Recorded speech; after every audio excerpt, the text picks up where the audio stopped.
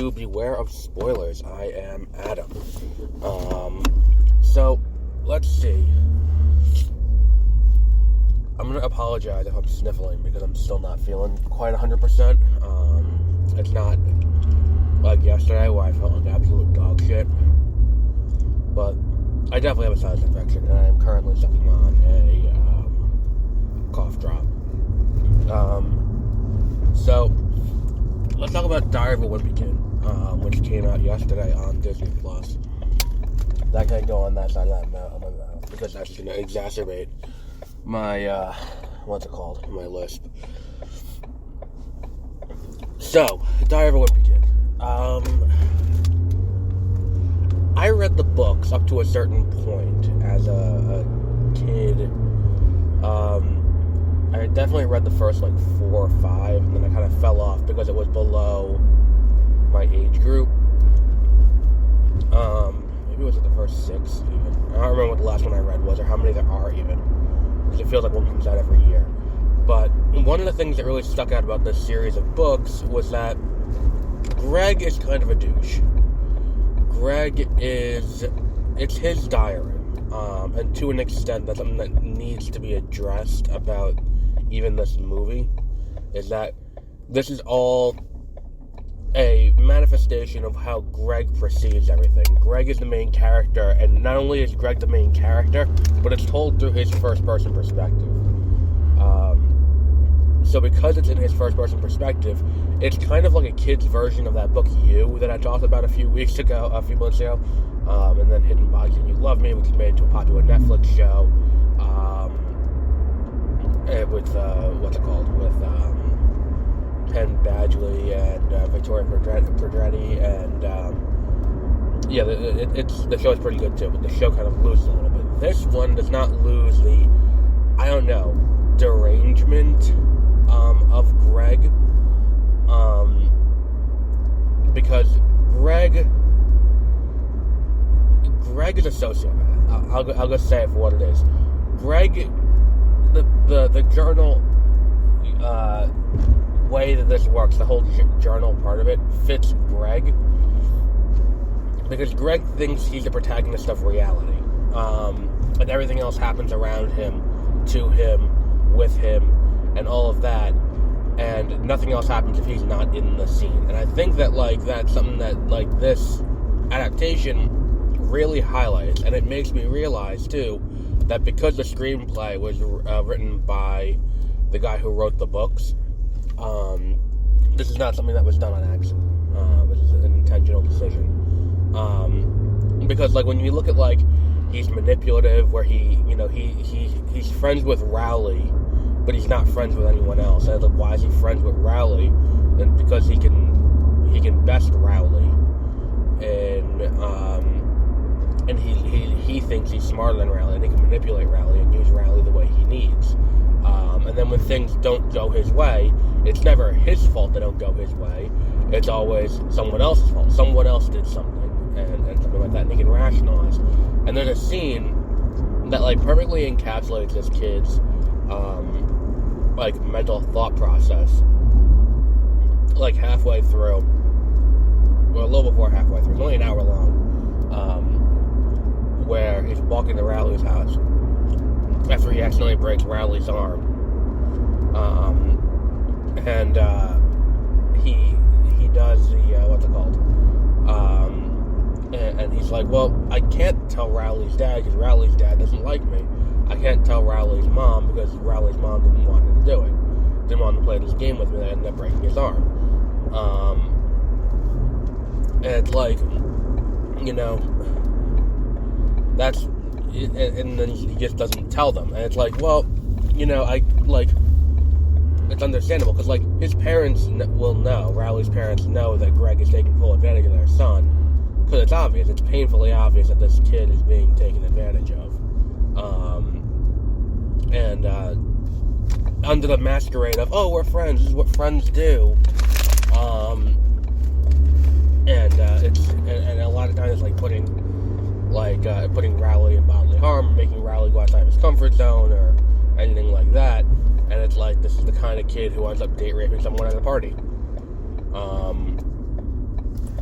because all that matters is what he wants.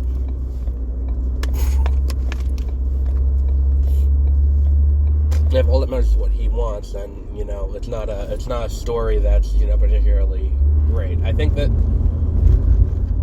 that's ultimately the big problem with this movie is, you know, portraying it in this way where everything worked out for Greg in the end as it did in the book. And I think that to an extent it is a fairly faithful adaptation of the book, if I remember my book correctly,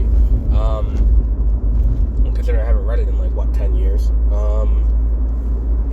It is this kind of story, maybe 15 years. It's been a long time since I read that book.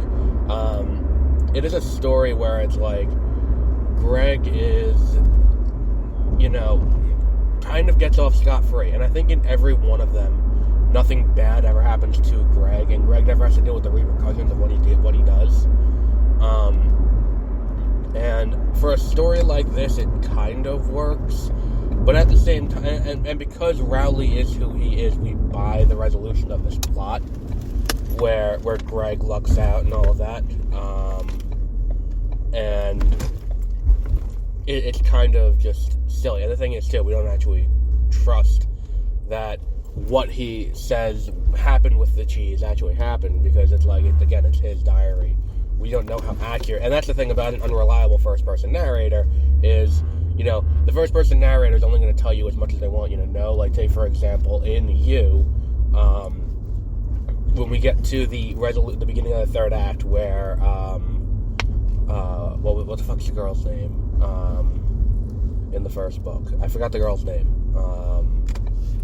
but she finds Beck was her name. She finds the box of all the stuff he'd been saving from her, and she's going through what's in the box, and it's all things that he didn't tell us about. Like, we knew he stole her underwear because he did that the first time he broke into her apartment, but stealing the sunglasses, that wasn't told, and then spending the day looking for the sunglasses wasn't told. Him stealing her used tampons, things like that. Those are all, it's all deranged behavior that, you know, he doesn't want us to know about. And 100% in the world of Diary of a Wimpy Kid, because it's told from the perspective of his kid, we're not getting the full story of everything that happened and everything that goes, you know, right for this kid. It's just designed to be almost a manifesto for why things went wrong for him. But the animation's cute, and it's at first I was a little hesitant with the animation, because I didn't think it looked particularly, not disgusting. Making 3D versions of the artwork in the book doesn't quite fit, and there are times where it's we're in this full 3D environment, everything's rendered beautifully, and it's and then we have in there these kids who are, you know, drawn with haphazard faces and stuff, and it's that's kind of weird, but the rest of them is all, you know, humanoid. I still stand by they probably should have just done it in the style of the 2D black and white on loose leaf drawing that they do in the book, and they do in the beginning of the movie for a little bit. But it's worth a watch. It's worth a watch. It's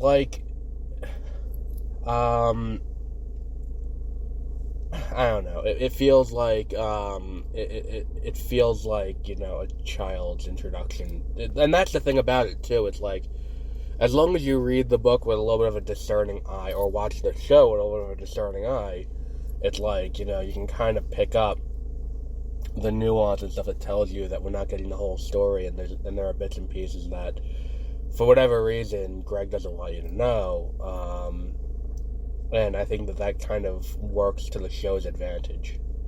But if you aren't looking for that, and you're just going to take it at face value, which I think is part of the problem with both the book and the show, is that it requires you to do extra extrapolation that wouldn't ordinarily happen. And if it wouldn't ordinarily happen, then what... then you're going to, A, miss out on part, and B, act on certain bits of information that may not be, and form opinions based on information that's not even 100% of what happened.